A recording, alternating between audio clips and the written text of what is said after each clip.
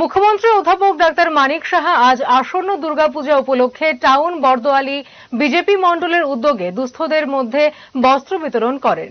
উপস্থিত ছিলেন আগরতলা পুর নিগমের মেয়র তথা বিধায়ক দীপক মজুমদার, সমাজসেবী সঞ্জয় সাহা প্রমুখ। মুখ্যমন্ত্রী বলেন, বর্তমান সরকার সবাইকে সাথে নিয়ে চলতে চায়। বর্তমান রাজ্য সরকারের প্রাথমিক লক্ষ্য হল রাজ্যের বাসিন্দাদের আর্থসামাজিক অবস্থার উন্নতির দিকে মনোনিবেশ করে জনগণের ও রাজ্যের অগ্রগতি করা। তাছাড়া মেয়র দীপক মজুমদার বিজেপির রামনগর মণ্ডলের উদ্যোগে বর্ডার গোল চক্কর এলাকায় বস্ত্র বিতরণ অনুষ্ঠানে উপস্থিত ছিলেন।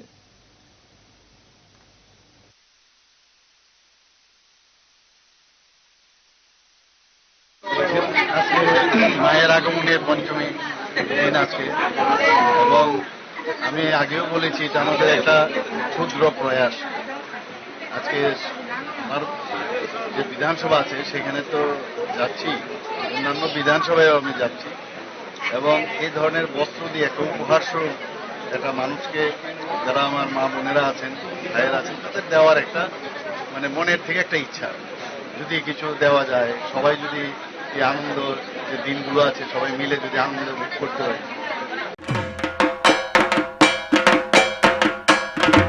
শুভ শারদিয়া।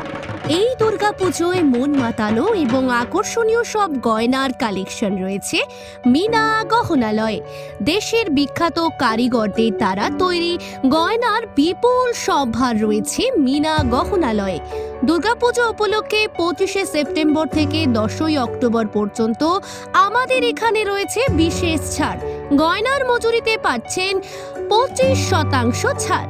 প্রতিটি কেনাকাটায় পাচ্ছেন নিশ্চিত উপহার। রয়েছে পুরনো গহনার বদলে নতুন গহনা কেনার সুবর্ণ সুযোগ। তাই আজই চলে আসুন মিনা গহনালয়ে। আপনার পুজো হোক সুন্দর এবং প্রাণময়।